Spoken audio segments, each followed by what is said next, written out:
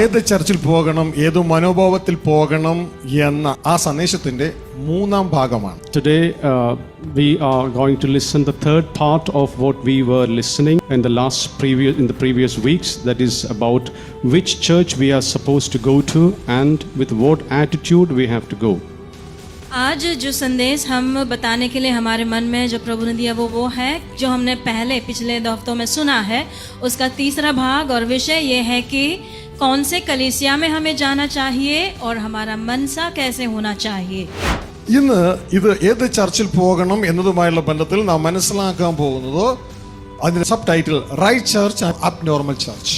Today we are going to understand the right church and the abnormal church.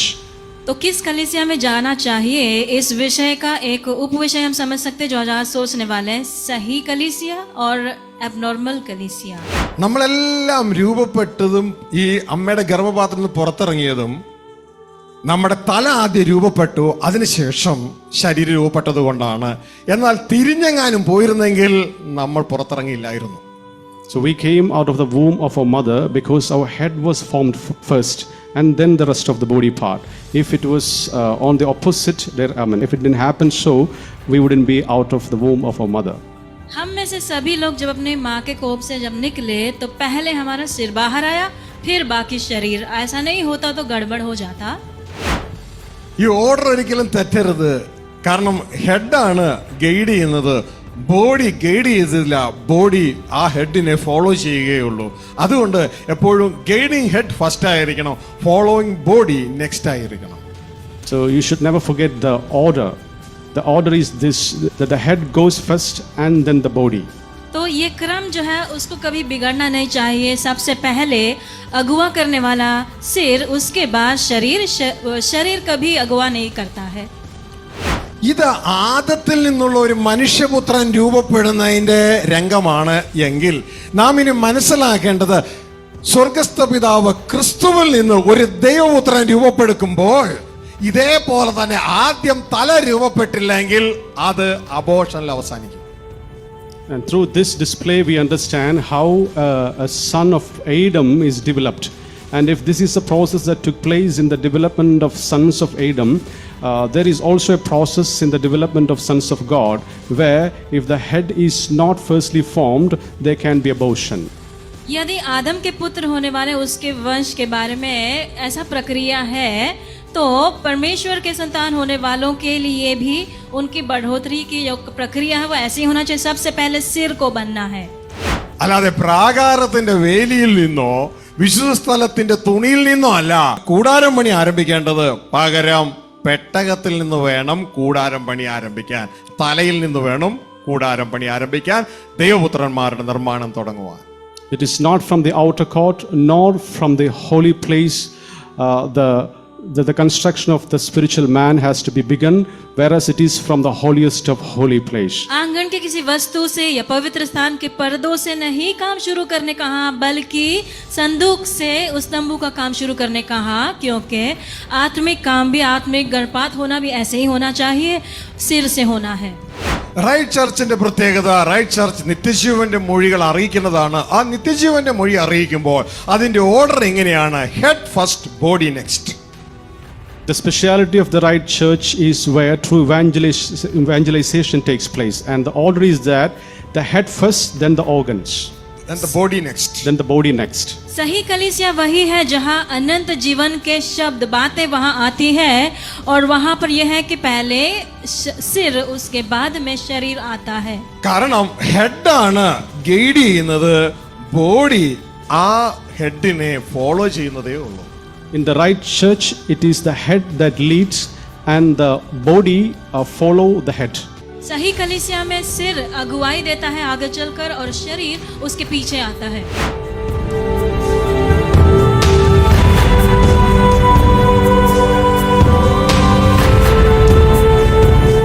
സ്വർഗസ്ഥ പിതാവിന്റെ കർത്താവായ യേശുക്രിസ്തുവിന്റെയും നാമത്തിലുള്ള സ്നേഹവന്ദനം ഈ ഹോളിലായിരിക്കുന്ന, ഈ ശബ്ദ കാഴ്ചപരിധിയിലായിരിക്കുന്ന ഏവരെയും അറിയിക്കുകയാണ്.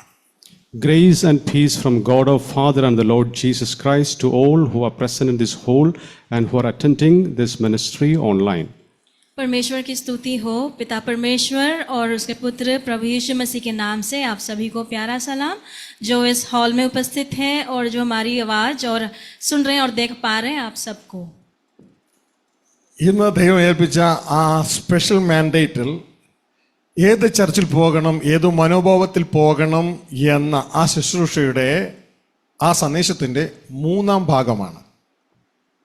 Today, we are going to listen the third part of what we were listening in the previous weeks. That is about which church we are supposed to go to and with what attitude we have to go. आज जो संदेश हम बताने के लिए हमारे मन में जो प्रभु ने दिया वो है जो हमने पहले पिछले हफ्तों में सुना है, उसका तीसरा भाग और विषय ये है कि कौन से कलीसिया में हमें जाना चाहिए और हमारा मनसा कैसे होना चाहिए. ഈ സമയത്ത് ഞാൻ ദൈവത്തോട് പ്രാർത്ഥിക്കുന്നു, ഇതാ ഇംഗ്ലീഷിലും ഹിന്ദിയിലും ട്രാൻസ്ലേറ്റ് ചെയ്യുന്ന പ്രിയ പൈതങ്ങളെയും എന്നെയും ദൈവത്തിൻ്റെ അതേ പരിശുദ്ധാത്മാവിനാൽ ഒരുമിച്ച് ദൈവത്തിൻ്റെ ചിന്തകൾ ഭൂമിയിലേക്ക് അറിയിക്കുവാൻ ഉപയോഗിക്കണമേ എന്ന് ദൈവസന്നിധിയിൽ പ്രാർത്ഥിക്കുകയാണ്. This time I pray to God that myself and those two children of God who are used by God to translate, we ask the grace of God that we may get united in one spirit and do the will of God. और इस समय ये प्रार्थना है कि संदेश सुनाने वाले प्रभु के दास और अनुवाद करने वाले अंग्रेजी और हिंदी भाषा में तीनों को प्रभु की आत्मा एक ही मन से की आत्मा से जोड़ दे, ताकि वो ही एक जो सच्चा संदेश जो है तीनों में से आ पाए. പലപ്പോഴും ഈ ചോദ്യം വളരെ പ്രാധാന്യമേറിയതാണ്, ഏത് ചർച്ചിൽ പോകണം എന്നുള്ളത്. കാരണം നാം ഏത് കൂട്ടത്തിലായിരിക്കുന്നുവോ നാം അതേപോലെ ആയിത്തീരും. The question of which church we are supposed to be is a very important one, because into the community and company we are, that determines what we are. कौन सी कलीसिया में जाना चाहिए, ये सवाल बड़ा महत्वपूर्ण है, क्योंकि जिस झुंड के साथ हम जुड़े हुए हैं हम वही गुण या स्वभाव के हो जाएंगे. അതോടൊപ്പം തന്നെ വളരെ പ്രാധാന്യമേറിയതാണ് ആ ചർച്ചിനെ നയിക്കുന്ന ദൈവദാസന്റെ ആത്മീക വളർച്ച. കാരണം ആ ദൈവദാസന്റെ ആത്മീക വളർച്ചയ്ക്ക് മുകളിൽ നമുക്ക് വളരാൻ കഴിയുകയില്ല. The spiritual growth of the man of God who is appointed in the church is also is important, and we cannot grow beyond the spiritual growth of the man of God who is appointed by God in that church. साथ ही साथ हम जिस कलीसिया में जा रहे हैं उस कलीसिया का जो अगुआ है वो प्रभु के दास का आत्मिक बढ़ोतरी कितना है, ये महत्वपूर्ण है, क्योंकि हमारे अगुए से बढ़कर हम नहीं हो सकते हैं. ആ പറഞ്ഞതിനെ യേശുക്രിസ്തു പറഞ്ഞതിലൂടെ ഒന്ന് ഉറപ്പിക്കട്ടെ. യേശു ഇങ്ങനെ പറഞ്ഞു, കുരുടനെ വഴി നടത്തിയാൽ ഇരുവരും കുഴിയിൽ വീഴും. മാത്രമല്ല, ഇതാ ഏതൊരു ശിഷ്യനും വളർന്നു കഴിഞ്ഞാൽ മാക്സിമം ഗുരുവിനെ പോലെ ആകും, അതിൻ്റെ അപ്പുറമാകുകയില്ല. And let me confirm what I said before from the word of God, that if a blind leads another blind, both will fall into the pit. इसके विषय में प्रभु यीशु ने इस तरह कहा था, यदि अंधा अंधे को अगुवाई दे तो दोनों भी जाकर गड्ढे में गिरेंगे, और एक जो चेला है अपने गुरु से बढ़कर नहीं हो सकता. ഹല്ലേലൂയ. हालेलुया. അതുകൊണ്ട് ദൈവദാസന്റെ ആത്മീക വളർച്ച വളരെ പ്രാധാന്യമുള്ളതാണ്. ദൈവദാസൻ ക്രിസ്തുവിന്റെ മനസ്സ് ഉള്ള വ്യക്തിയായിരിക്കണം. Therefore, the spiritual growth of the man of God is very important, and the man of God should have the same mind of Jesus Christ. इसीलिए हमें अगुवा करने वाले प्रभु के दास की आत्मिक बढ़ोतरी ये महत्वपूर्ण है, और उस प्रभु के अगुए को परमेश्वर का मनसा होना ये भी जरूरी है. ക്രിസ്തുവിന്റെ മനസ്സ് എന്താണെന്ന് ഞാൻ നിങ്ങളോടൊന്ന് ചോദിക്കുകയാണ്. പ്രിയ സഹോദരങ്ങളെ, എന്താണ് ക്രിസ്തുവിന്റെ മനസ്സ്? Let me ask you what, my brethren, is the mind of Christ. और भाई बहनों, आपसे हम पूछना चाहते हैं, मसीह का मनसा ये क्या है? അറിയാവുന്നവർ അടുത്തിരിക്കുന്ന വ്യക്തിയോട് പറയുക, വ്യക്തികൾ ആരും അടുത്തില്ല എങ്കിൽ അടുത്തിരിക്കുന്ന ആ ദൂതനോട് പറയുക. So those who know the mind of Christ, please speak to the person who sits next to you, or if there is none beside you, you can speak to the angel who sits next to you. यदि आप जवाब जानते हैं तो आपके बगल में बैठने वालों को बताइए, नहीं कोई नहीं होगा तो आप स्वरदूत को बताइए आपके बगल में जो है। ഞാൻ മനസ്സിലാക്കുന്നു ഈ കൂട്ടത്തിൽ മലയാളവും ഹിന്ദി ഇംഗ്ലീഷും അറിയാൻ പാടില്ലാത്തവരും കൂടി ഉണ്ട്. നിങ്ങളുടെ ഭാഷ എന്താണെന്ന് എന്നോട് അറിയിച്ചാൽ ആ ഭാഷയും കൂടി ഒന്ന് ട്രൈ ചെയ്യാം. കാരണം ഇത് കേട്ടിട്ട് ഒരു കുലുക്കമില്ലാതെ ചുമ്മാ ഇരിക്കുന്ന ധാരാളം പേരെ കാണാം. I think those who are sitting here don't know English, Hindi or even Malayalam, because even when I ask you, there is no response from your side. यदि अंग्रेजी और हिंदी और मलयालम नहीं समझने वाला कोई हो तो आप अपनी भाषा समझाइए, तो हम कोशिश कर सकते हैं, क्योंकि ऐसे कुछ लोग हैं जिन्होंने कुछ रिस्पॉन्ड नहीं कर रहे हैं। യേശുക്രിസ്തുവിന്റെ മനസ്സ് ഇതാണ്, പൂർണ്ണമായും ദൈവ ഇഷ്ടം ചെയ്യുക. നിന്റെ ഇഷ്ടം ചെയ്ത് നിന്റെ പ്രവൃത്തി തികയ്ക്കുന്നതാണ് എൻ്റെ ആഹാരം എന്നാണ് യേശുക്രിസ്തു പറയുന്നത്. The mind of Christ is that to do the will of Father, and Jesus Christ has only one wish, to do the Father's will.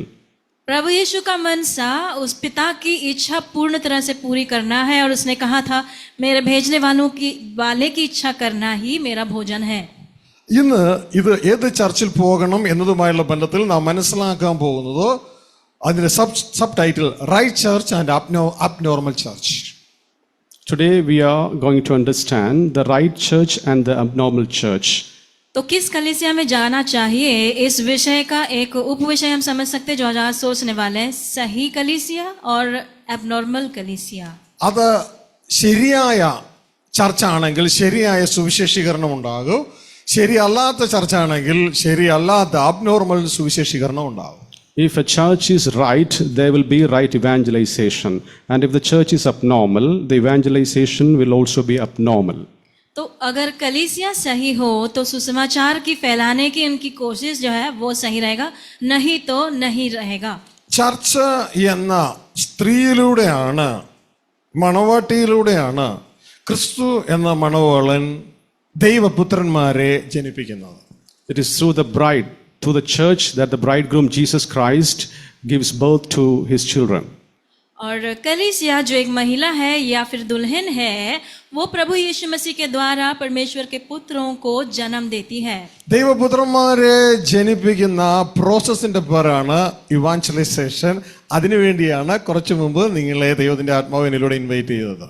The process of giving birth to children of God is called evangelization.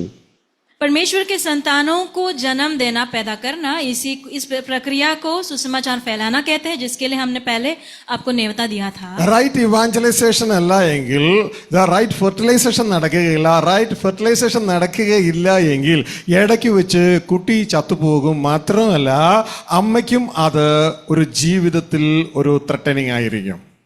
If the evangelization is not right, the fertilization will not take place, and if the fertilization does not take place properly, it may result in the death of child, which will be a threatening to the mother as well. अगर सही तरह की सुसमाचार के फैलाने की काम नहीं हो रहा है तो सही ढंग से फर्टिलाइजेशन नहीं होगा, और ऐसा नहीं होगा तो उस माँ के लिए भी वो बात खतरनाक हो सकता है। Hallelujah.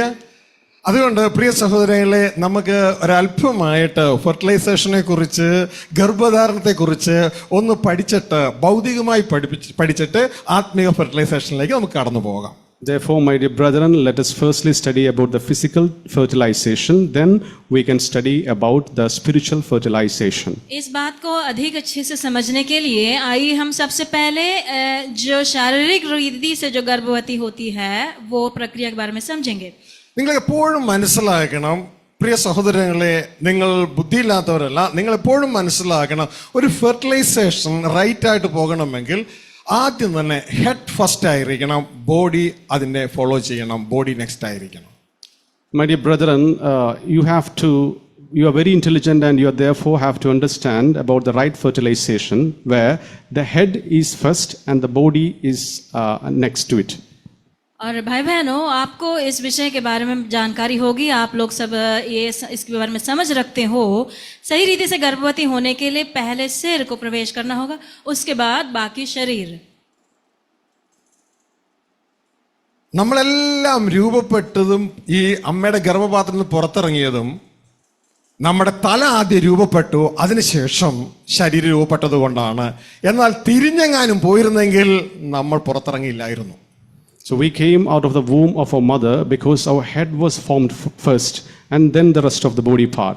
If it was on the opposite, if it didn't happen so, we wouldn't be out of the womb of our mother.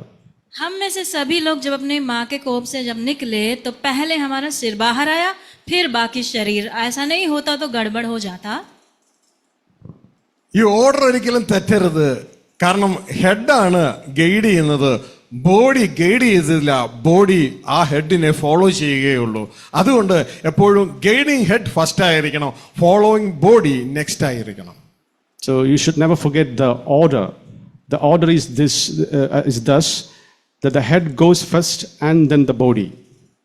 तो ये क्रम जो है उसको कभी बिगड़ना नहीं चाहिए. सबसे पहले अगुवा करने वाला सिर, उसके बाद शरीर. शरीर कभी अगुवा नहीं करता है.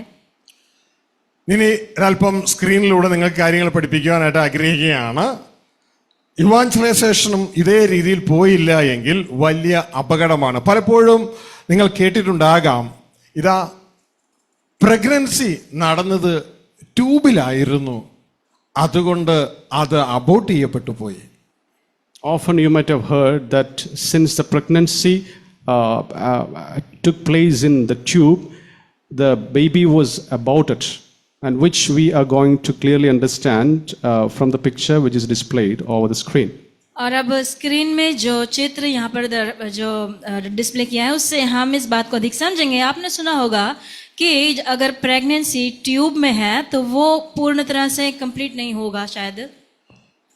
ഒരു കുഞ്ഞ് അമ്മയുടെ ഉദരത്തിൽ വളരുമ്പോൾ പുരുഷന്റെ ബീജവും സ്ത്രീയിൽ ദൈവം ഡിപ്പോസിറ്റ് ചെയ്തിരിക്കുന്ന അണ്ടവും കൂടി ചേർന്ന് അതൊരു ഫെറ്റസായി, അതൊരു ഭ്രൂണമായി വളർച്ച ആരംഭിക്കുന്നു. The sperm in a man and the ovum in a woman get united and it becomes a fetal. तो जब पुरुष के अंदर का बीज और स्त्री के अंदर जो अंडा है वो जब मिलता है तो वो एक फीटस में बदलता है. നിങ്ങൾക്ക് സ്ക്രീനിൽ അത് കാണുവാനായിട്ട് കഴിയും. അതിൻ്റെ ഫോർമേഷൻ എപ്പോഴൊക്കെ റൈറ്റ് ആകുന്നില്ലയോ അപ്പോഴൊക്കെ ഗർഭചിത്രം സംഭവിക്കും.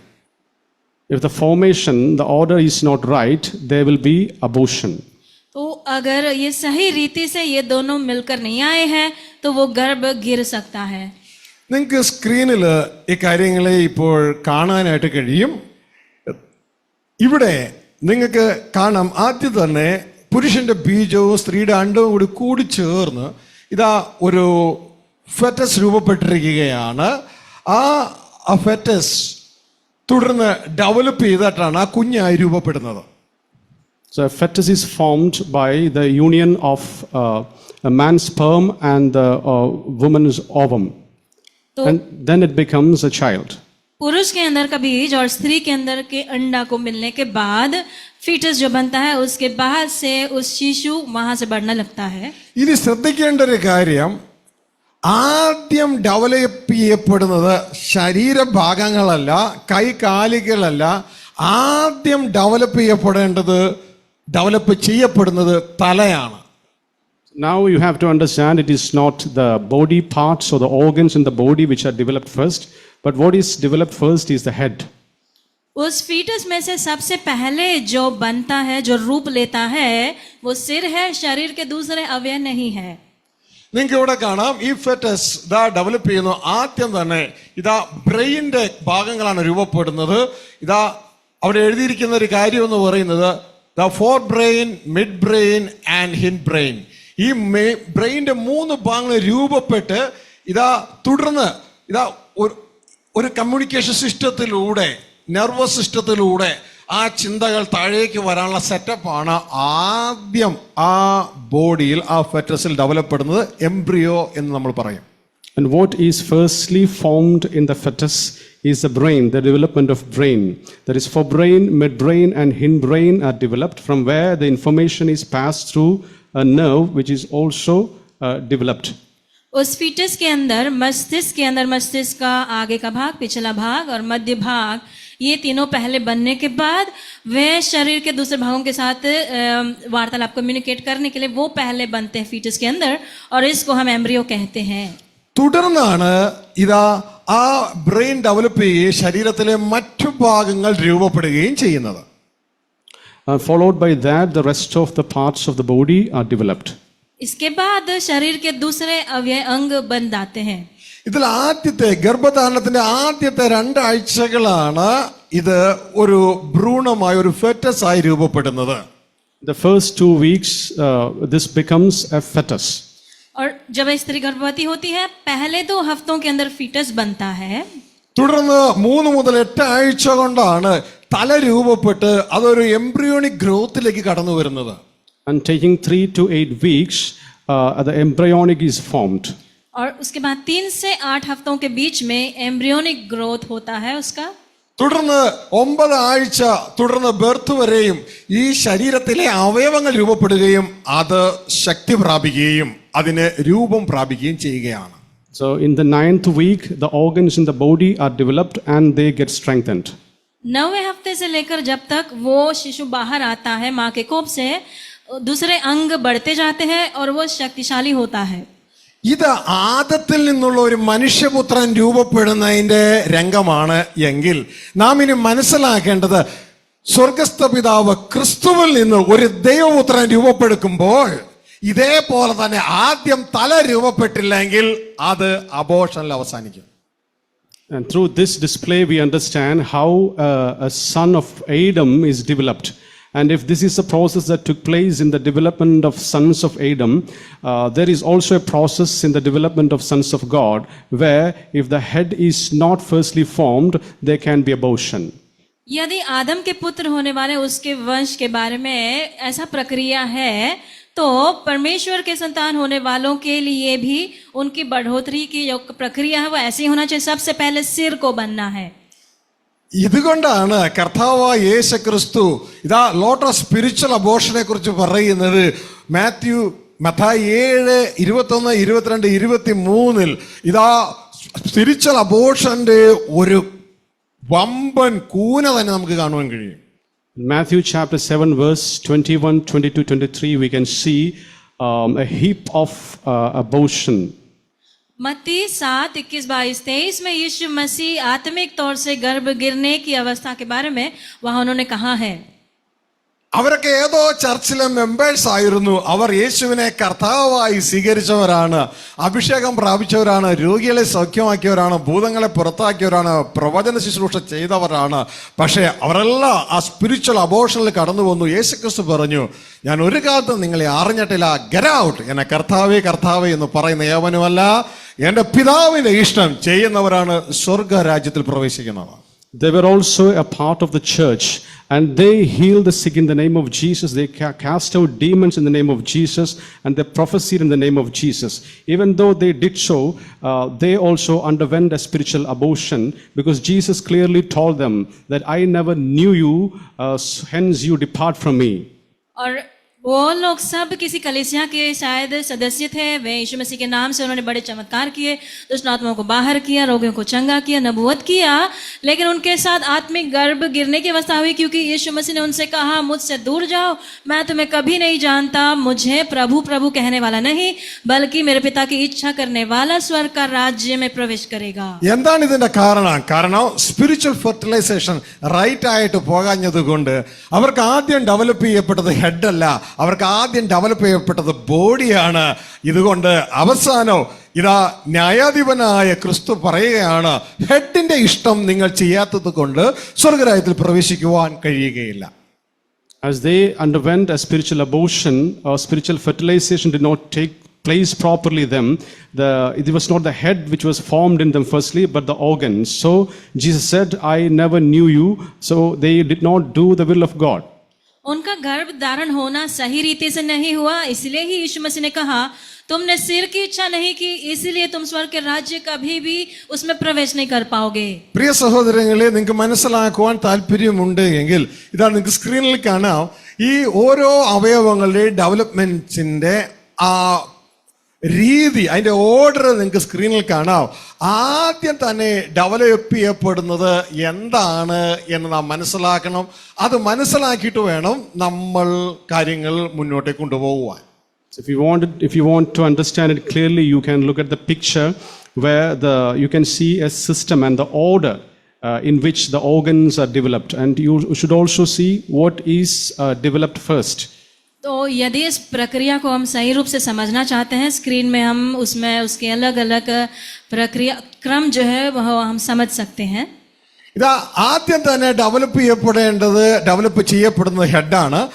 ആദ്യത്തെ ആഴ്ചകളിൽ തുടർന്ന് ഡെവലപ്പ് ചെയ്യപ്പെടുന്നത് ഹാർട്ടാണ്. തുടർന്ന് കൈകളുടെ ആ രണ്ട് ഭുജങ്ങൾ രൂപപ്പെടുകയാണ്. Firstly, head is formed. Then, secondly, the heart is formed. Then, the hand is formed. सबसे पहले मस्तिष्क सिर बनता है, उसके बाद में हृदय बनता है, उसके बाद हमारे भुजों का जो ऊपर का भाग वो बनता है.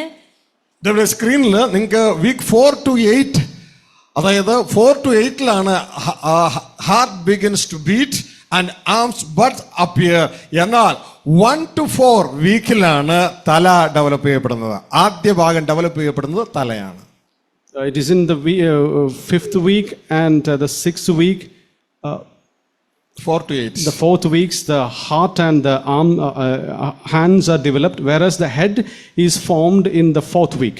तो जैसे हम स्क्रीन में देख रहे हैं, चौथे से लेकर 8वें हफ्ते में शरीर के दूसरे हृदय से लेकर बाकी सारे अवयवों का निर्माण होता है, लेकिन मस्तिष्क या सिर वो उससे पहले ही 1 से 4 हफ्ते में वो हो जाता है. ഒന്നുകൂടി പറയാം. ആദ്യത്തെ 1 മുതൽ 4 ആഴ്ചകളിലാണ് ആ ഫെറ്റസ് ഡെവലപ്പ് ചെയ്ത് തല രൂപപ്പെടുന്നത്. തുടർന്നാണ് ഹാർട്ട് ബീറ്റ് ചെയ്യാനായിട്ട് തുടങ്ങുന്നത്. തുടർന്നാണ് കൈകളിലെ ആ 2 ഭുജങ്ങൾ, 2 ബഡ്സ് ആരംഭിക്കുന്നത്. തുടർന്ന് ഓരോ ആഴ്ചകളിലും അത് രൂപപ്പെട്ട് കടന്നു വരും. അതിന് പൂർണ്ണമായി ഒരു കുഞ്ഞായി മാറും. The first 4 weeks, the head is formed, then the heart is formed, and then the buds in the hand is formed. ഇതേപോലെ തന്നെയാണ് go ahead. सो जो चौथे हफ्ते तक उसमें उस फीटस के अंदर मस्तिष्क और सिर बनता है. उसके बाद वाले सप्ताहों में बाकी सारे अवयव, हृदय में धड़कन आता है और हमारे भुजाएं आने लगती है. बाकी सारी चीजें उसके बाद होती है. इसी प्रकार പ്രിയ സഹോദരങ്ങളെ, നിങ്ങൾക്കറിയാമല്ലോ, ദൈവപുത്രന്റെ നിഴലാണ് സമാഗമന കൂടാരം. കാരണം ഏത് ദൈവപുത്രനും ഒരു ദേവാലയമാണ്. Every son of God is a tabernacle of God, and it is a shadow, the holiest of holy, that is the shadow of the Son of Man. और प्रिय भाई, आप समझते हैं कि हर एक परमेश्वर के पुत्र वो परमेश्वर का मंदिर है, इसलिए मिलाप वाले तंबू के समानता हम कर सकते हैं. ഈ സമാഗമന കൂടാരത്തിന് 3 ഭാഗങ്ങളുണ്ട്. അതിൽ ഒന്നാണ് ആ പെട്ടകം ഇരിക്കുന്ന അതിപരിശുദ്ധ സ്ഥലം, അതിനുശേഷമാണ് പരിശുദ്ധ സ്ഥലം, അതിനുശേഷമാണ് പ്രാകാരം. 3 ഭാഗങ്ങൾ സമാഗമന കൂടാരത്തിനുണ്ട്. There are 3 parts in the tabernacle. First is the holiest of holy, then the holy place, and then the outer court. मिलाप वाले तंबू के 3 भाग होते हैं, जैसे हम जानते हैं. अति पवित्र स्थान के अंदर जहां संदूक रखा हुआ है, फिर पवित्र स्थान, और उसके बाहर आंगन जो है. ഒരു ദൈവപുത്രന്റെ സ്ട്രക്ചറാണ്, ആ സ്ട്രക്ചറിന്റെ നിഴലാണ് ഈ സമാഗമന കൂടാരത്തിൽ കാണുന്നത്. ദൈവപുത്രൻ ദൈവത്തിന്റെ ആലയമാണ്. ക്രിസ്തു ദൈവത്തിന്റെ ആലയമാണ്. The structure of a son of man is the shadow of the structure of the son of man is the tabernacle of God, and it has 3 parts: the holiest of holy place, and the holy place, and the outer court. और ये जो मिलाप वाली तंबू है वो परमेश्वर के पुत्र का छाया है, क्योंकि परमेश्वर का पुत्र परमेश्वर का मंदिर है. ഹല്ലേലൂയ. പ്രിയ സഹോദരങ്ങളെ, ഈ ഭാഗത്ത് നമ്മൾ നോക്കുമ്പോൾ നമുക്ക് കാണുവാൻ കഴിയും, ഈ 3 ഭാഗങ്ങളിലും 3 പേരാണ് നോർമലി കടന്നു വരുന്നത്. We can see in these 3 parts 3 kinds of people are entering. और साधारण तौर से ये तीनों अलग जगहों में 3 अलग तरीके के लोग प्रवेश करते हैं. പ്രാകാരത്തിൽ ബലി അർപ്പിക്കുവാൻ വരുന്ന, യാഗം കഴിക്കാൻ വരുന്ന ജനത്തിന് കടന്നു വരാം. In the outer court, the layman has access to the outer court for sacrifice. आंगन में बलिदान जो करना चाहते हैं वे लोग आ सकते हैं, साधारण लोग. ഈ വിശുദ്ധ സ്ഥലത്ത് ബലി അർപ്പിക്കുവാൻ കടന്നു വരുന്ന, ശുശ്രൂഷ ചെയ്യുവാൻ വരുന്ന പുരോഹിതന്മാർക്ക് കടന്നു വരാം. whereas the priest has access to the holy place. पवित्र स्थान में याजक यानी या बलिदान करने वाले सेवक प्रवेश कर सकते हैं। എന്നാൽ പ്രാകാരത്തിലുമല്ല വിശുദ്ധ സ്ഥലത്തുമല്ല ദൈവം വസിക്കുന്നത് ഈ ആർക്ക് ഓഫ് കവനന്റിലാണ്. ഇതാ അതിപരിശുദ്ധ സ്ഥലത്താണ്. But God does not live, or God's presence is not there in the outer court as well as in the holy place, but God's presence is in the holiest of holy. परमेश्वर का निवास स्थान प्रांगण या पवित्र स्थान नहीं है, बल्कि वो उसका निवास स्थान संदूक में है जो अति पवित्र स्थान में है। പെട്ടകമാണ് ദൈവത്തിന്റെ മേഴ്സി സീറ്റ്. അവിടെയാണ് ദൈവത്തിന്റെ സിംഹാസനം. അവിടെയാണ് ദൈവം വസിക്കുന്നത്. അതാണ് ഈ സമാഗമന കൂടാരത്തിന്റെ ഹെഡ്. അവിടെ നിന്ന് വേണം അതിന്റെ പണി ആരംഭിക്കാൻ. The head is actually in the ark of it is in the holiest of holy place in the ark, and it is from there the life comes. तो दया का सिंहासन जो संदूक है वहां पर परमेश्वर की उपस्थिति है। तो ये जो तंबू की जो काम है वो वहीं से शुरुआत होना चाहिए। ദൈവം മോശയ്ക്ക് സമാഗമന കൂടാരം പണിയുവാൻ കൽപ്പന കൊടുത്തപ്പോ എവിടുന്ന് തുടങ്ങാനാണ് പറഞ്ഞതെന്ന് അറിയാമോ നിങ്ങൾക്ക്? Do you know when Moses was ordained to construct this tabernacle, do you know God told him to begin from where? क्या आप जानते हो जब परमेश्वर ने मूसा को ये मिलाप वाला तंबू बनाने का आदेश दिया तो कहाँ से काम शुरू करने के लिए कहा था? അത് സ്പിരിച്വൽ പ്രഗ്നൻസിയുടെ ഒരു നിഴലാണ് സമാഗമന കൂടാരത്തിന്റെ പണി. The construction of the tabernacle is the shadow of the spiritual construction. Spiritual pregnancy. तो आत्मिक गर्भपात का एक तुलना होता है ये इसका काम, ये तंबू का काम। നിങ്ങൾ ശ്രദ്ധിച്ചാൽ അറിയാം, ദൈവം ഇത് തുടങ്ങാൻ കൽപ്പിച്ചത് പെട്ടകത്തിൽ നിന്നാണ്. അവിടെയാണ് താൻ വസിക്കുന്നത്. അത് ആ പെട്ടകമാണ് ഈ സമാഗമന കൂടാരത്തിന്റെ head. It is from the holiest of holy place God commanded to do that. परमेश्वर ने तंबू का काम संदूक से शुरू करने को कहा और वही उसका सिर है। അല്ലാതെ പ്രാകാരത്തിന്റെ വേലിയിൽ നിന്നോ വിശുദ്ധ സ്ഥലത്തിന്റെ തുണിയിൽ നിന്നോ അല്ല പെട്ടകം പണി ആരംഭിക്കേണ്ടത്, അല്ല കൂടാരം പണി ആരംഭിക്കേണ്ടത്. പകരം പെട്ടകത്തിൽ നിന്ന് വേണം കൂടാരം പണി ആരംഭിക്കാൻ. തലയിൽ നിന്ന് വേണം കൂടാരം പണി ആരംഭിക്കാൻ, ദൈവപുത്രന്മാരുടെ നിർമ്മാണം തുടങ്ങുവാൻ. It is not from the outer court nor from the holy place the construction of the spiritual man has to be begun, whereas it is from the holiest of holy place. आंगन के किसी वस्तु से या पवित्र स्थान के पर्दों से नहीं काम शुरू करने कहा, बल्कि संदूक से उस तंबू का काम शुरू करने कहा, क्योंकि आत्मिक काम भी, आत्मिक गर्भपात होना भी ऐसे ही होना चाहिए, सिर से होना है। പുറപ്പാട് പുസ്തകം 25-ാം അധ്യായം 8-ാം വാക്യം മുതൽ വായിക്കുമ്പോൾ ദൈവത്തിന്റെ വചനം പറയുകയാണ്, ഞാൻ അവരുടെ നടുവിൽ വസിപ്പാൻ അവർ എനിക്കൊരു വിശുദ്ധ മന്ദിരം ഉണ്ടാക്കണം. Exodus chapter 25 verse 8 says so, and let them make me a sanctuary that I may dwell among them.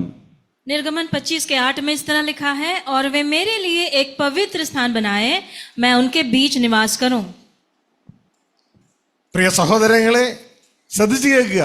ദൈവം പറയുകയാണ്, ഉദ്ദേശം ദൈവത്തിന് മനുഷ്യരോടുകൂടെ വസിക്കണം.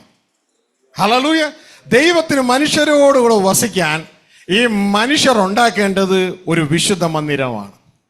God clearly says his intention that he wants to live with his people, and to live with his people he needs a temple.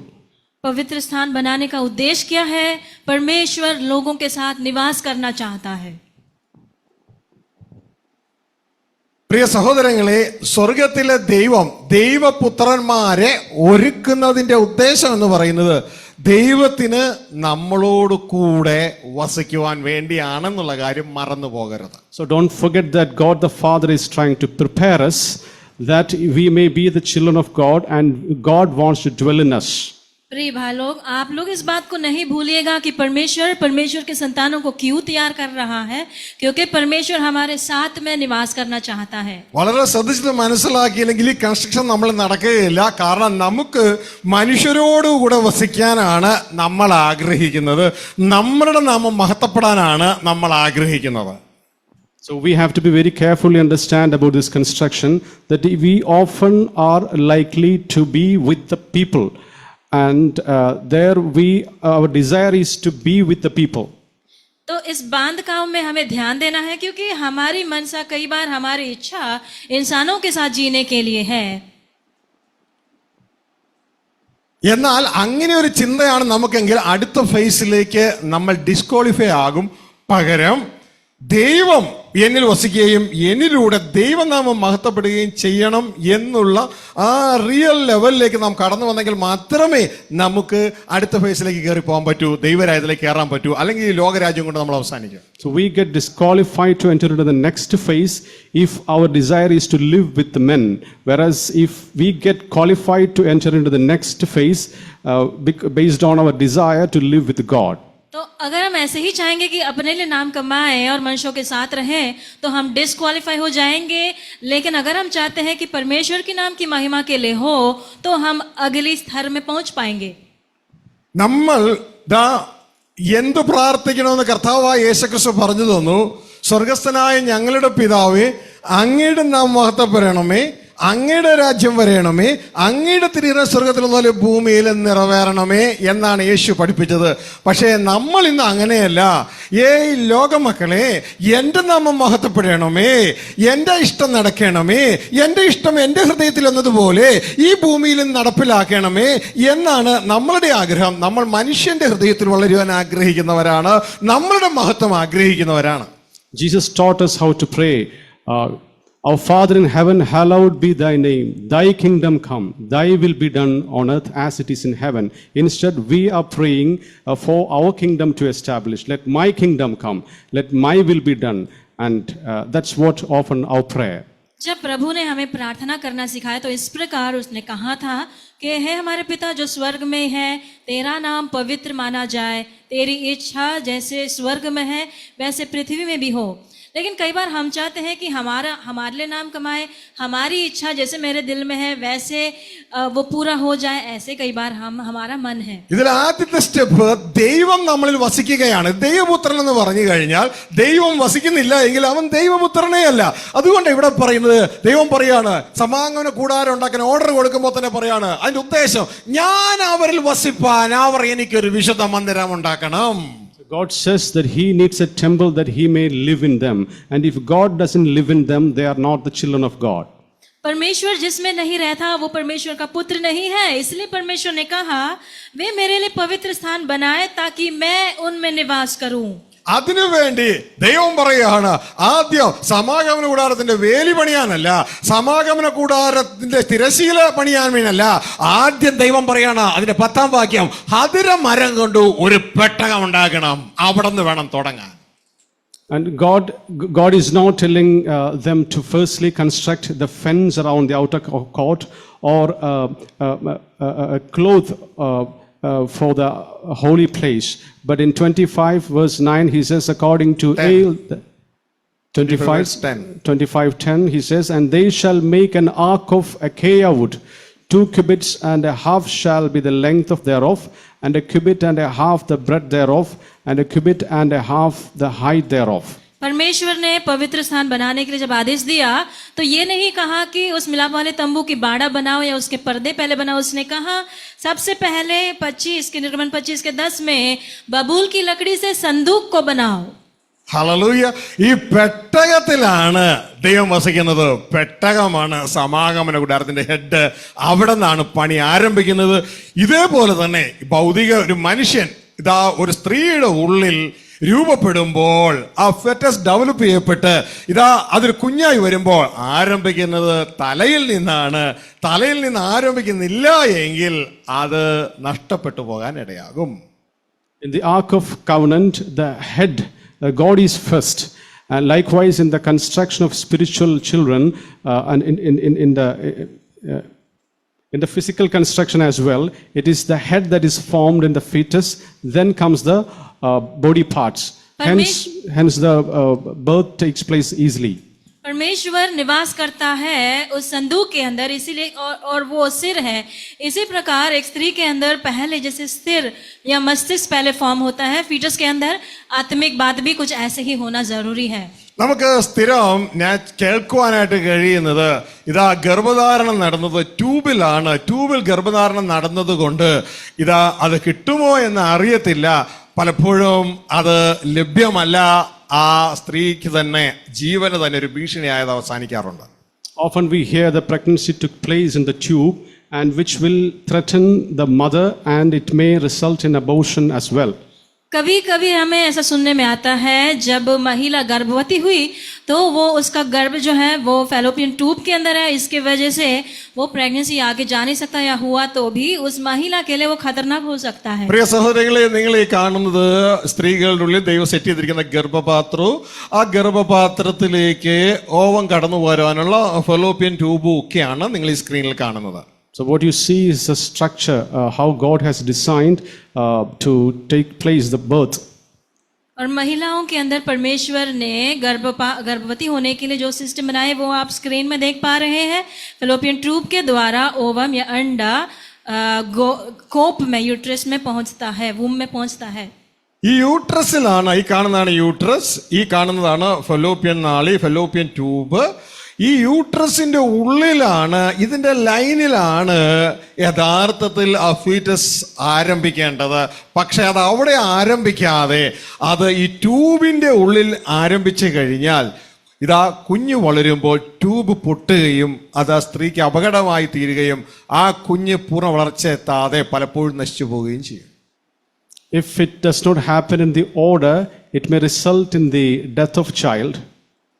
तो अगर वो जब गर्भवती होती है तो उसको यूट्रस के लाइनिंग के अंदर उस फीटस को डेवलप होना चाहिए, लेकिन उसके अलावा अगर वो फीटस फेलोपियन ट्यूब में और कहीं जगह पे हो रहा है तो वो ट्यूब फट सकता है और उस महिला के लिए भी खतरनाक हो सकता है. ഇത് പറഞ്ഞതിന്റെ അർത്ഥം പ്രോപ്പർ ആയിട്ടുള്ള ഫെർട്ടിലൈസേഷൻ നടന്നില്ല എങ്കിൽ അബോർഷൻ നടക്കാൻ സാധ്യത ഏറെയാണ്. ഇതുപോലെ തന്നെ പ്രോപ്പർ ആയിട്ടുള്ള ഇവാഞ്ചലൈസേഷൻ, സുവിശേഷീകരണം നടക്കുന്നില്ല എങ്കിൽ ഈ വ്യക്തികൾ മത്തായി 7:21, 22, 23 പറഞ്ഞിട്ടുള്ള ആ സ്പിരിച്വൽ അബോർഷൻ നടക്കപ്പെടുവാൻ സാധ്യത ഏറെയാണ്.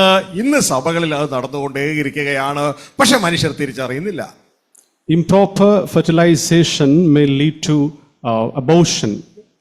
Likewise, if it is not if thus is not happening in the spiritual realm, it may lead to abnormal evangelization, and if the church is not normal, it can be abnormal evangelization, and there can happen spiritual abortion as well. ये कहने का अर्थ ये है, सही रीति से अगर fertilisation नहीं हुआ तो वो गर्भपात में अंत हो सकता है, वो गर्भ गिर सकता है. इसी प्रकार सही रीति से सुसमाचार का फैलाना नहीं होता है तो उससे उत्पन्न होने वाले संतान, उनकी बढ़ोतरी सही नहीं होगी.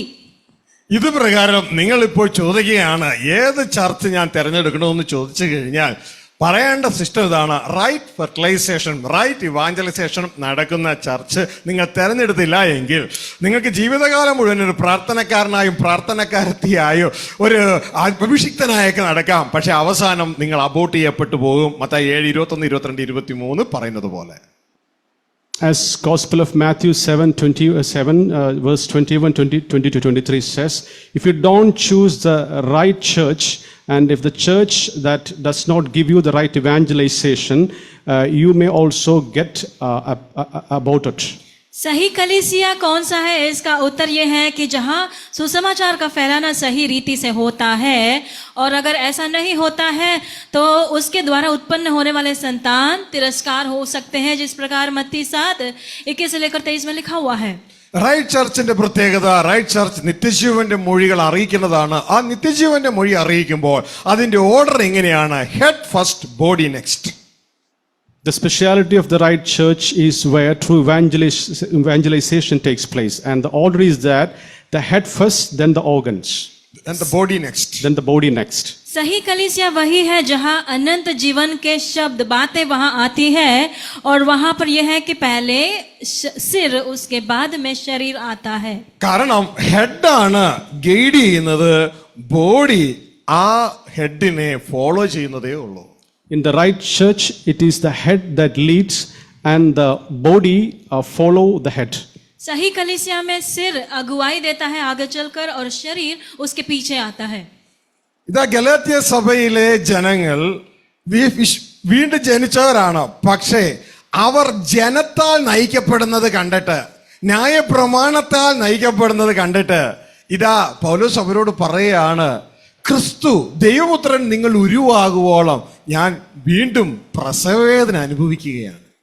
Saint Paul, seeing among Galatians who are led by the people and the commandment and the law, Saint Paul says that since Jesus is fully grown in you, I am in a travail.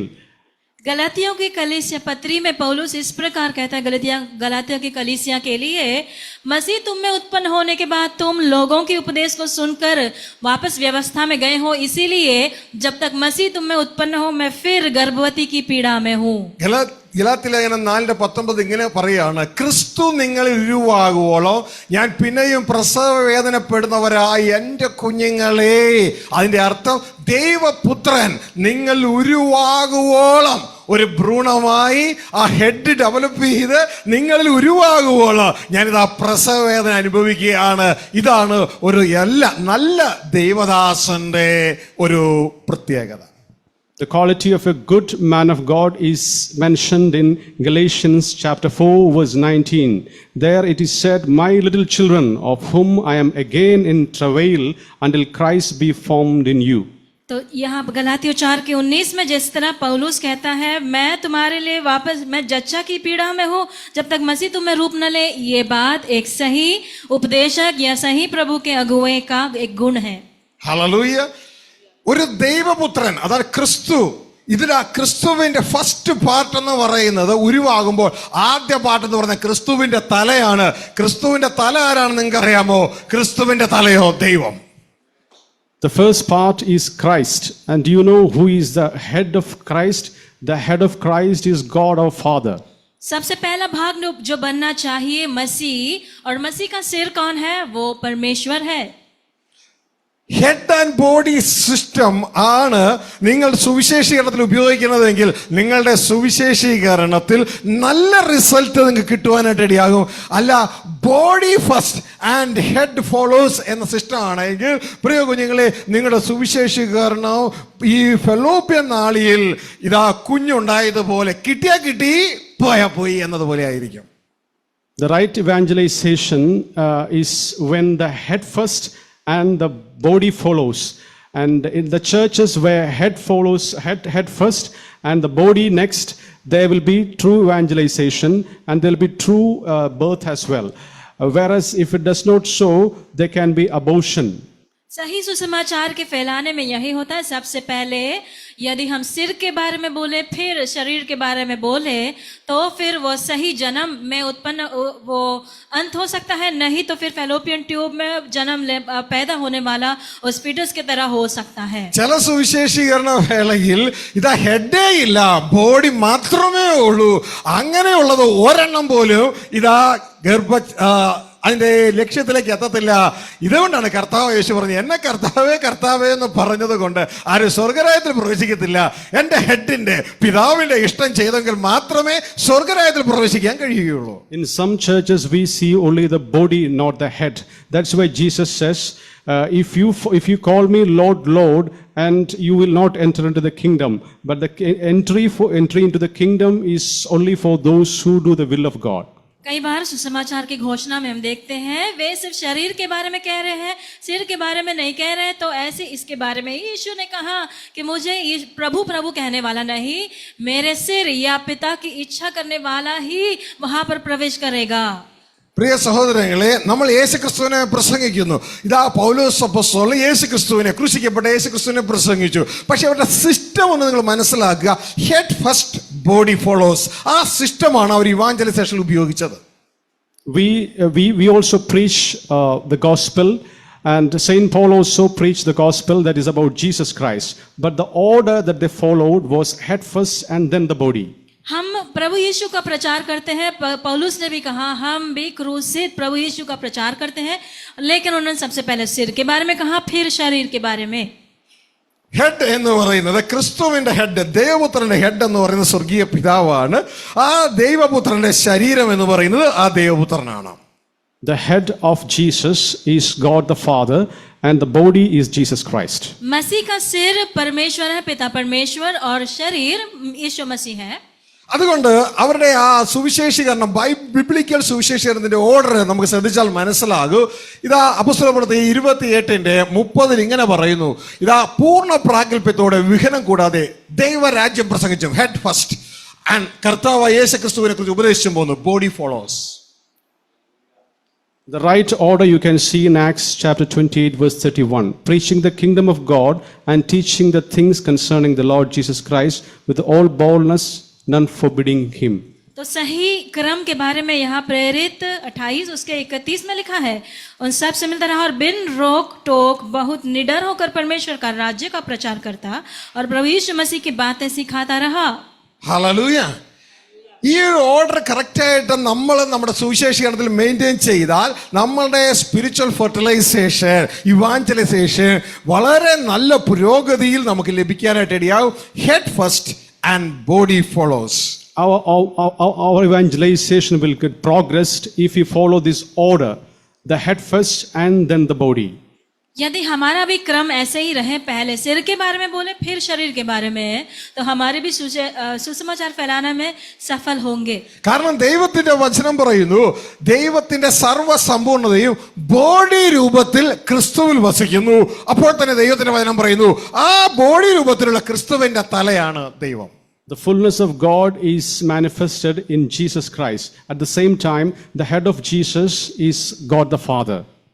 जैसे सुसमाचारों में लिखा है, वचन में लिखा है, मसीह का परिपूर्णता वो परमेश्वर है और यीशु मसीह में परमेश्वर का परिपूर्णता वास करता है. ട്രാൻസ്ലേഷനിൽ രണ്ടിൽ മിസ്സായി പോയ ഒരു പോയിന്റ് ശ്രദ്ധിക്കുക. ബോഡി ശ്രദ്ധിക്കുക, ദൈവത്തിന്റെ സർവ്വസമ്പൂർണതയും ബോഡി രൂപത്തിൽ ക്രിസ്തുവിൽ വസിക്കുന്നു, ശരീര രൂപത്തിൽ ക്രിസ്തുവിൽ വസിക്കുന്നു.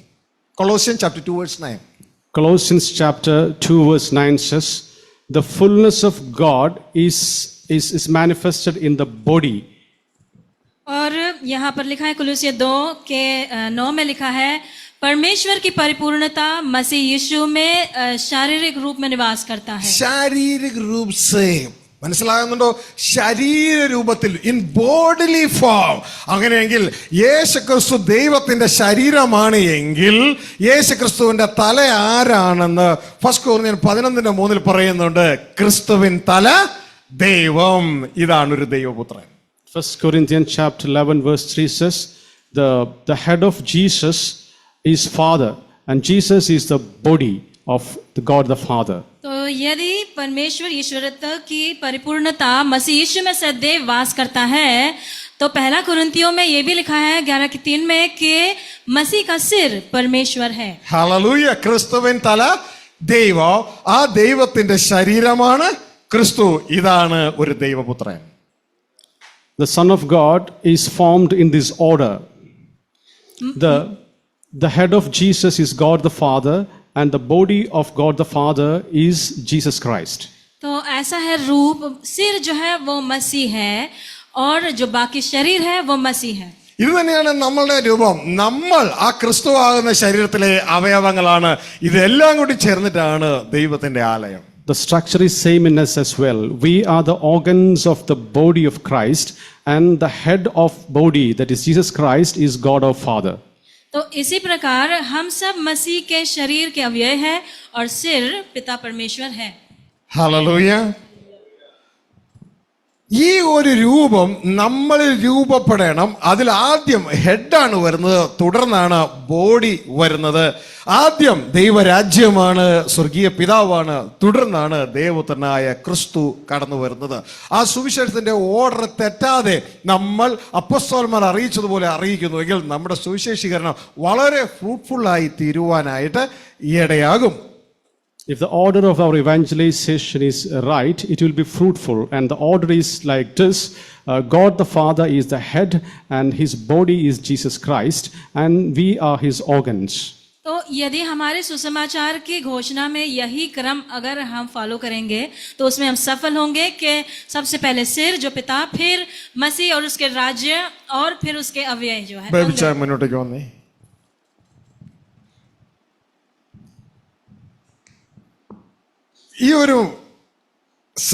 ഈ ഒരു മനുഷ്യനെ നോക്കിക്കഴിഞ്ഞാൽ ദേവപുത്രനെ കാണാം. ഈ മനുഷ്യൻ എന്ന് പറയുന്നത് ദേവപുത്രന്റെ നിഴലാണ്. This man represents God and he is the shadow of God. अब ये व्यक्ति परमेश्वर के पुत्र को दर्शाता है और मसीह जो परमेश्वर के पुत्र का छाया है. ഈ വ്യക്തിക്ക് തലയുണ്ട്, ഒരു ശരീരമുണ്ട്. ആ രണ്ടും കൂടി ചേരുമ്പോഴാണ് ആ ഒരു പരിപൂർണ വ്യക്തിയാകുന്നുള്ളൂ. This man has a head and body. When head and body get united, he becomes a full man. इस व्यक्ति का सिर है और बाकी देह है. ये दोनों मिलने पर एक परिपूर्ण व्यक्ति इंसान बनता है. ഇതേപോലെ ദൈവപുത്രന് തലയുണ്ട്, ദൈവപുത്രന് ശരീരവും ഉണ്ട്. Likewise, the Son of God has got a head and a body as well. इसी प्रकार परमेश्वर का पुत्र का सिर है और एक देह है. ദൈവപുത്രന്റെ തലയാണ് സ്വർഗസ്ഥ പിതാവ്. ദൈവപുത്രൻ ആ സ്വർഗസ്ഥ പിതാവിന്റെ ബോഡിയാണ്. The head of Son of God is a God of Father, and a Son of God is the body of God. मसीह का सिर वो पिता परमेश्वर है और बाकी शरीर जो है वो मसीह खुद है. തല രൂപപ്പെട്ടതിന് ശേഷം വേണം ബോഡി രൂപപ്പെടുവാൻ, എങ്കിൽ അത് നിലനിൽക്കും. അല്ല, തലയെ വിട്ടുകളഞ്ഞിട്ട് ബോഡിയെ മാത്രമാണ് പറയുന്നതെങ്കിൽ അത് അബോർട്ട് ചെയ്യപ്പെട്ടു പോകാൻ ഇടയാകും. Body has to be formed after the head is formed, and if it is not so, it may get aborted. पहले सिर का रूप बनने के बाद बाकी शरीर के अवयवों के रूप बनते हैं. अगर ऐसा नहीं होता है तो गड़बड़ हो सकता है. പ്രിയ സഹോദരങ്ങളെ, ഇപ്പോ നാം കണ്ടു അപ്പോസ്തലനായ പൗലോസ് ദൈവരാജ്യം പ്രസംഗിച്ചു, അതായത് സ്വർഗീയ പിതാവിനെ അറിയിച്ചു, അതിനുശേഷം യേശുക്രിസ്തുവിനെ അറിയിച്ചു. Saint Paul, through his evangelization, firstly he let the people know about God our Father, who is the head of Jesus Christ, then Jesus Christ, who is the body of God our Father. तो प्रिय भाइयों, पहले जो प्रेरित पौलुस ने जब सुसमाचार सुनाया, सबसे पहले पिता के बारे में बताया जो सिर है, फिर यीशु के बारे में जो शरीर है बताया. ഫിലിപ്പി ലേഖനം അപ്പോസ്തല പ്രവൃത്തി അതിന്റെ 8-ാം അധ്യായം അതിന്റെ 12-ാം വാക്യത്തിലേക്ക് വരുമ്പോൾ യേശുക്രിസ്തുവിനെ അറിയിച്ച ഫിലിപ്പോസ് ഇതേ സിസ്റ്റത്തിലാണ്, ഇതേ പാറ്റേണിലാണ് സുവിശേഷം അറിയിച്ചത്. Head first, body follows, body next. Philip also followed the same order, which is clearly mentioned in Acts chapter 8 verse 12. But when they believed Philip preaching good tidings concerning the kingdom of God and the name of Jesus Christ, they were baptized, both men and women. और प्रेरितों के काम 8 अध्याय उसके बारे में हम देखते हैं. फिलिप्पुस के बारे में, उसके प्रचार के बारे में जब लिखा है, ऐसे किया. पहले पिता के बारे में, बाद में यीशु के बारे में उसने बोला. ശ്രദ്ധിച്ച് മനസ്സിലാക്കിയാട്ടെ, ഫെർട്ടിലൈസേഷൻ റൈറ്റ് ആയിട്ട് നടന്നാലേ നിലനിൽക്കുകയുള്ളൂ. ആ ഓർഡർ ശ്രദ്ധിക്കുക. ഫിലിപ്പോസ് ദൈവരാജ്യത്തെയും ഫസ്റ്റ് ഹെഡ്, യേശുക്രിസ്തുവിന്റെ നാമത്തെയും കുറിച്ചുള്ള സുവിശേഷം, ബോഡി നെക്സ്റ്റ് എന്ന സുവിശേഷം അറിയിക്കുവാനായിട്ട് ഇടയായി. ഇതാണ് ബിബ്ലിക്കൽ മെത്തേഡ്. ആ മെത്തേഡിൽ നമ്മളും ഉപയോഗിക്കണം. അല്ലാതെ ബോഡി മാത്രം ഡെവലപ്പ് ചെയ്യുന്ന ഒരു സുവിശേഷം പറഞ്ഞാൽ അവസാനം മാത്യു 7:21-23 പറയുന്നത് പോലെ അത് അബോർട്ട് ചെയ്യപ്പെട്ടു പോകും. Philip followed the right system, the right pattern of evangelization. He let the people know firstly the kingdom of God, that is God himself, then the body of God, that Jesus Christ. And if it is not so, it may result in the abortion. जिस तरह फिलिप्पुस ने सबसे पहले परमेश्वर के राज्य के बारे में, फिर यीशु मसीह का सुसमाचार जो सुनाया है, तो यदि हम भी इसी क्रम का पीछा करेंगे तो हम सफल होंगे, नहीं तो गर्भपात हो सकता है. ഇതിപ്പോ 2-ാമത്തെ വചനമാണ് പറഞ്ഞത്, ബിബ്ലിക്കൽ ഓർഡർ. ഇനി 3-ാമത്തെ വചനം പറഞ്ഞു തരാം. Head first, body follows. ഇതാണ് biblical order.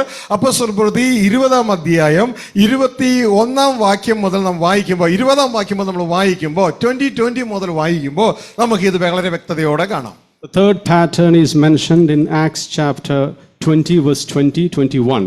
How I shrank not from declaring unto you anything that was profitable, and teaching you publicly and from house to house, testifying both to Jews and to Greeks repentance toward God and faith toward our Lord Jesus Christ.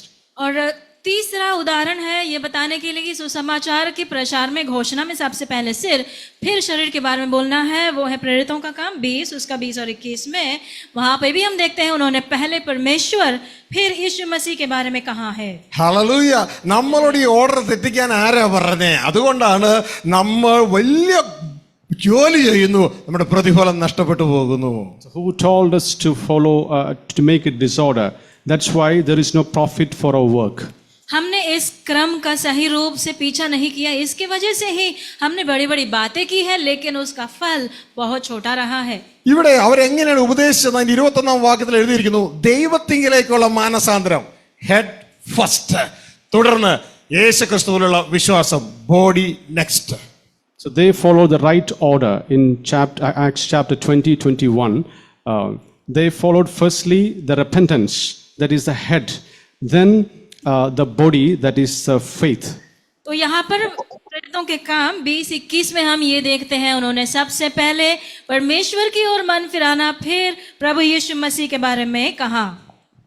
ഇനി സാക്ഷാൽ നമ്മുടെ ദൈവപുത്രനായ ക്രിസ്തുവിന്റെ evangelisation എങ്ങനെയായിരുന്നു എന്ന് വളരെ വ്യക്തതയോടെ ദൈവത്തിന്റെ വചനത്തിൽ പറയുകയാണ്. Luke chapter 4:43. അവിടെ don't read the word, okay. Luke chapter 4:43 അത് വളരെ വ്യക്തതയോടെ പറയുകയാണ്, യേശുക്രിസ്തു ഈ ഭൂമിയിൽ വന്ന് അറിയിച്ചത് ആദ്യം ഹെഡാണ്, ആദ്യം തന്നെയല്ല.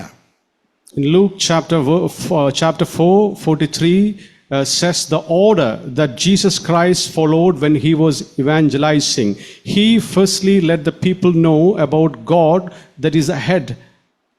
अब यीशु मसीह खुद जब उन्होंने सुसमाचार फैलाया तो किस तरह उनका क्रम क्या था वो हम देखते हैं। लूका का रचित सुसमाचार 4:43 में सबसे पहले पिता परमेश्वर के बारे में, परमेश्वर के राज्य के बारे में, फिर उसने शरीर के बारे में कहा। ഹല്ലേലൂയ. ഇതാണ് യേശുക്രിസ്തു പറയുന്നത്. അവൻ അവരോട്, ഞാൻ മറ്റു പട്ടണങ്ങളിലും ദൈവരാജ്യം ഹെഡ് സുവിശേഷിക്കേണ്ടതല്ലയോ എന്ന് പറയുകയുണ്ടായി. തുടർന്ന് യേശുക്രിസ്തു തന്നെ കുറിച്ച് അറിയിച്ചു, ഞാൻ തന്നെ ഈ ഹെഡിലേക്കുള്ള വഴിയും സത്യവും ജീവനും. And that is why Jesus said that he has to travel in towns to speak about the tidings of the kingdom of God first. Then he preached about himself, that he is the way, the truth and the life to God our Father, who is the head of Jesus Christ. यीशु मसीह ने इस तरह से प्रचार किया कि मुझे उन नगरों में भी परमेश्वर के राज्य का सुसमाचार जो सिर है सुनाने को जाना। फिर उसने उसके बारे में कहा, मैं इसीलिए भेजा गया हूँ उसके मार्ग, सत्य और जीवन होके। 4 വചനഭാഗത്തിന് എക്സാമ്പിൾ നിങ്ങൾക്ക് തന്നു കഴിഞ്ഞു. ഇനിയും ഉണ്ട്, സമയത്തിന്റെ കുറവ്, നമ്മൾ അങ്ങോട്ടേക്ക് പോകുന്നില്ല. അപ്പോൾ true evangelization or true spiritual fertilization, അതിന്റെ മെത്തേഡ് ഇങ്ങനെയാണ്: head first, then body next, or body follows. The 4 examples to see to make you understand about the order of evangelization is already given to you, and there are more, and the order is thus the head first, then the body. हमने अभी 4 उदाहरण आपके सामने रखा है और भी अनेक उदाहरण है, तो इसी क्रम को हमें फॉलो करना है सही रीति के सुसमाचार की सेवा के लिए, जिसके द्वारा सही गर्भवती होने के लिए सही फर्टिलाइजेशन हो सकता है। ഇതുകൊണ്ടാണ് ദൈവത്തിന്റെ വചനം പറയുന്നത്, church you should know this, സഭയെ നിങ്ങൾ ഇത് അറിഞ്ഞിരിക്കണം എന്ന് പറയുന്നത് 1 Corinthians 11:3. 1 Corinthians chapter 11:23 says the church, you should know this order. इसलिए ही 1 कुरिन्थी 11:3 में लिखा है, तुम्हें कलीसिया को इस बात को जानना चाहिए। അവിടെ എഴുതിയിരിക്കുന്നത് എന്താണെന്നറിയാമോ? സ്ത്രീയുടെ തല, ജസ്റ്റ് ഫോളോ മീ, ഓക്കേ, സ്ത്രീയുടെ തല പുരുഷൻ, പുരുഷന്റെ തല ക്രിസ്തു, ക്രിസ്തുവിന്റെ തല ദൈവം എന്ന ചർച്ച് നിങ്ങൾ ഇത് അറിഞ്ഞിരിക്കണം. The church should know that the head of woman is man, and the head of man is Jesus, and the head of Jesus is God our Father. इसलिए वहां पर लिखा गया है कि स्त्री का सिर पुरुष, पुरुष का सिर मसीह और मसीह का सिर परमेश्वर है। എന്തിനാ ഈ 3 ഹെഡുകളെ കുറിച്ച് അവിടെ നിങ്ങൾ അറിഞ്ഞിരിക്കണമെന്ന് പറഞ്ഞത്? Why it is said that you should know about these 3 heads? वहां ऐसा क्यों लिखा है? ये तीनों सिरों के बारे में हमें जानना है। ഹെഡാണ് തീരുമാനിക്കേണ്ടത് തൻ്റെ കീഴിൽ ബോഡി ആരായിരിക്കണം, ആരെല്ലാം അതിൽ പ്രവേശിക്കണം. It is the head who determines what the organ should be and what the body should be, and whole should be the organs that should come under head. सिर फैसला लेता है कि उसके नीचे शरीर में कौन कौन आना है, कैसे कैसे कौन से अंग होने हैं. വളരെ പ്രാധാന്യമാണ്. ശ്രദ്ധിച്ച് കേൾക്കുക. 3 കുടുംബങ്ങളാണ്. പുരുഷൻ ഒരു ഹെഡാണ്, പുരുഷന്റെ കീഴിൽ ഒരു കുടുംബമുണ്ട്. ക്രിസ്തു ഒരു ഹെഡാണ്, ക്രിസ്തുവിന്റെ കീഴിൽ സഭയുണ്ട്. സ്വർഗീയ പിതാവ് അൾട്ടിമേറ്റ് ഹെഡാണ്, സ്വർഗീയ പിതാവിന്റെ കീഴിൽ ദൈവരാജ്യമുണ്ട്. There are 3 3 കുടുംബങ്ങൾ. There are 3 families. One, the first family where the man is head, and there is a family. Then Jesus is the head, where there is another family, and then That's the church. That is a church, and then God is the head. That there is also a family which is the kingdom of God. तो यहाँ पर 3 परिवार, 3 कुटुंबों को देखना है. पुरुष अपनी एक कुटुंब को वो चुन लेता है, फिर मसीह जिसका कुटुंब है, जिसका परिवार है कलीसिया, और परमेश्वर जिसका कुटुंब है परमेश्वर का राज्य. സ്വർഗത്തിലെ ദൈവം എന്നെ ഭൗതികമായ ദൈവം എനിക്ക് തന്നിട്ടുള്ള വീട്ടിലെ ഹെഡാക്കി വെച്ചിരിക്കുന്നു. ആ കുടുംബത്തിൽ ആര് പ്രവേശിക്കണമെന്ന് തീരുമാനിക്കേണ്ടത് ഞാനാണ്. God the Father has appointed me as the head of my family, and it is me who determines who is to enter into my house. और परमेश्वर पिता ने इन पर पासवान को एक कलीसिया के एक भौतिक कुटुंब का सिर होकर रखा है, तो उन्हें निर्णय लेना है किसको प्रवेश करना है. സഭയുടെ തല ക്രിസ്തുവാണ്. സഭയിൽ ആരെയൊക്കെ പ്രവേശിപ്പിക്കണമെന്ന് തീരുമാനിക്കുന്നത് ക്രിസ്തുവാണ്.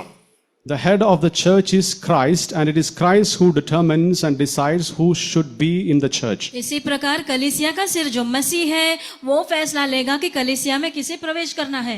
ദൈവരാജ്യത്തിന്റെ തല ദൈവമാണ്, സ്വർഗസ്ഥ പിതാവാണ്. അവിടെ ആരെയൊക്കെ പ്രവേശിപ്പിക്കണമെന്ന് യോഗ്യത നിശ്ചയിക്കുന്നതും പ്രവേശിപ്പിക്കുന്നതും ദൈവമാണ്. The head of the kingdom of God is God our Father, and it is God Father who decides who should be in his kingdom. स्वर्ग का राज्य का सिर जो परमेश्वर है वो निर्णय लेगा कि स्वर्ग के राज्य में किन किन को प्रवेश देना है. ഒരിക്കൽ എൻ്റെ മകൾ എന്നോട് ചോദിച്ചൊരു ചോദ്യം.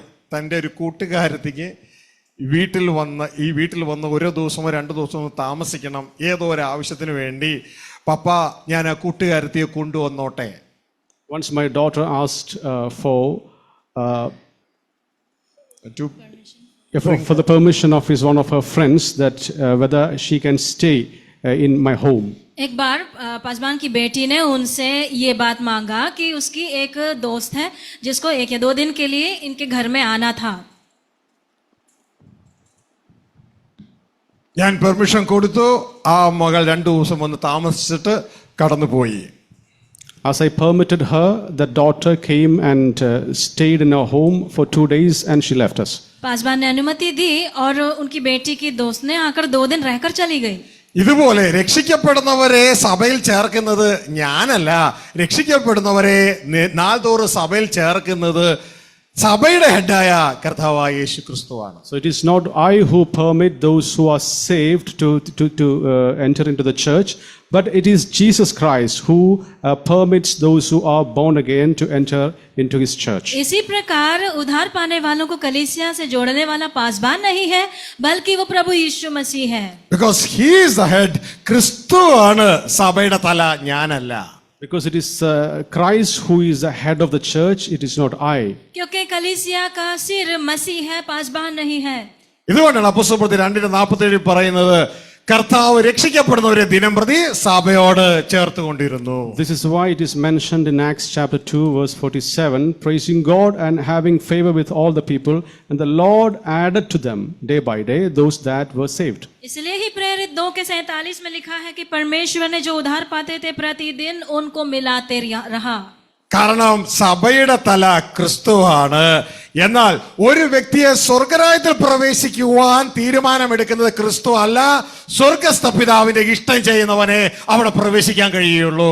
കാരണം സ്വർഗരാജ്യത്തിന്റെ അൾട്ടിമേറ്റ് തല ക്രിസ്തു അല്ല, ക്രിസ്തുവിന്റെ തലയായ ദൈവമാണ്, പിതാവാണ് സ്വർഗരാജ്യത്തിന്റെ ഹെഡ്.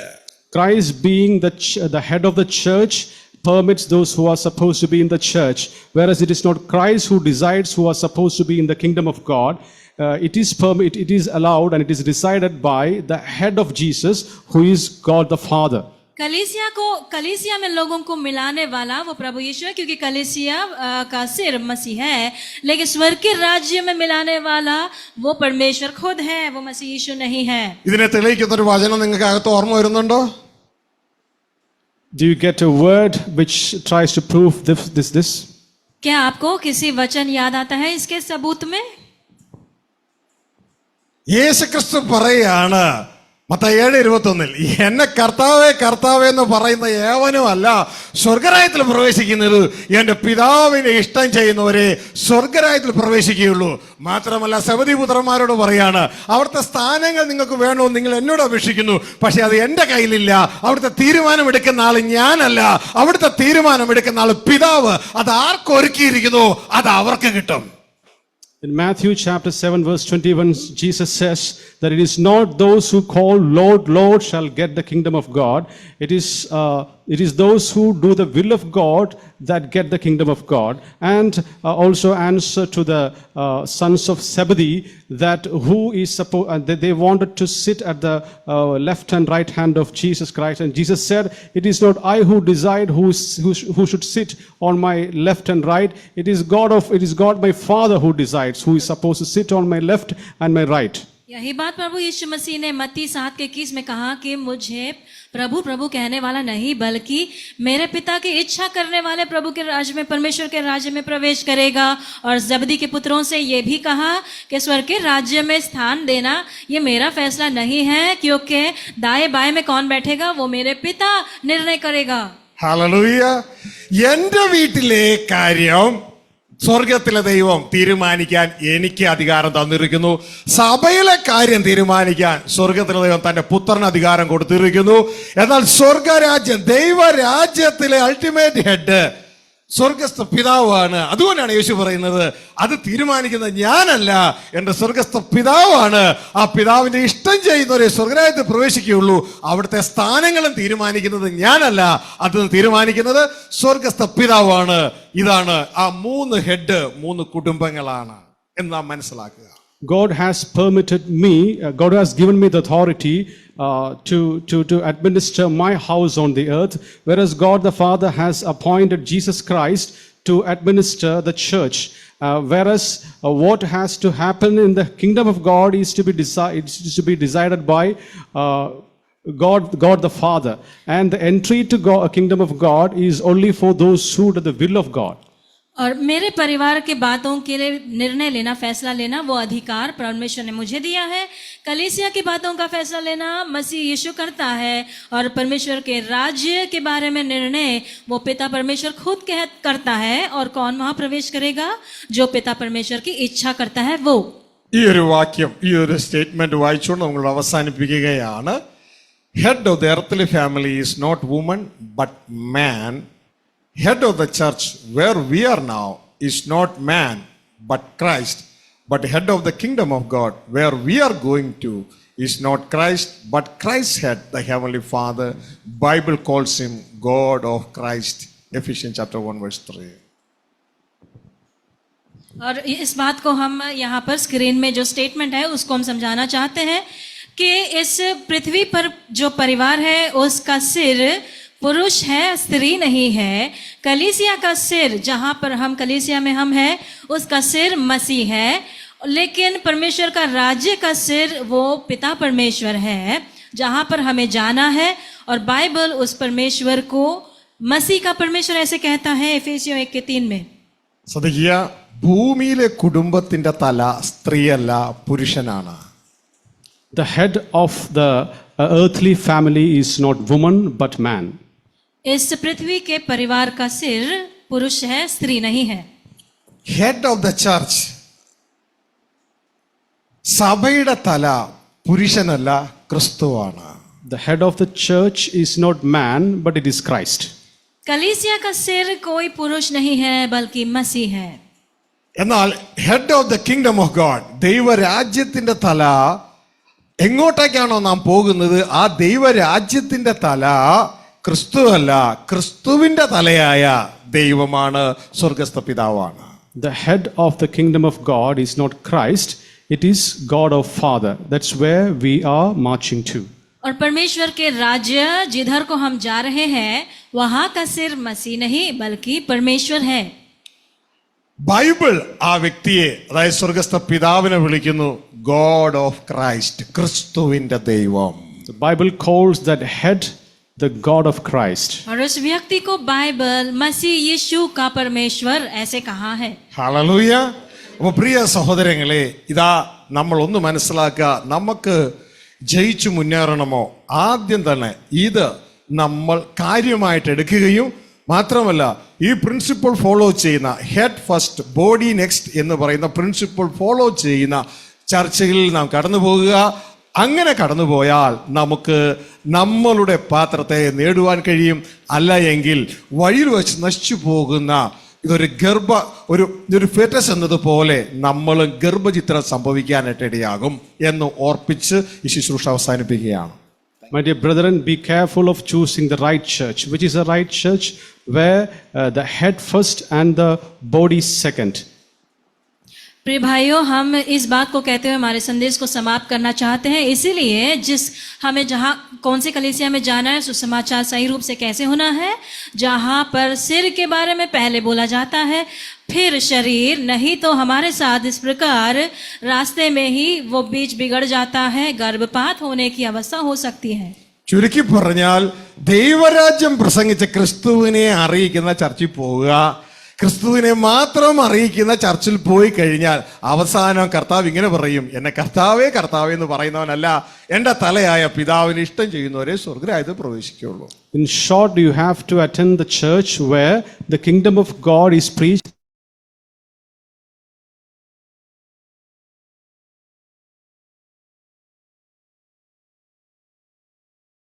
जिस तरह तो संक्षिप्त में जहाँ पर यीशु मसीह का प्रचार होता है, जिसने परमेश्वर के राज्य का प्रचार किया, उसके बारे में जहाँ होता है वहाँ जाना है.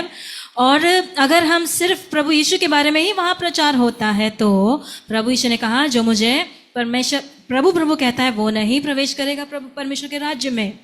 യേശുവിനെ മാത്രം പ്രസംഗിച്ചാൽ ധാരാളം ആളെ കാണാൻ കഴിയും. ലോകം പ്രസംഗിച്ചാൽ മതി.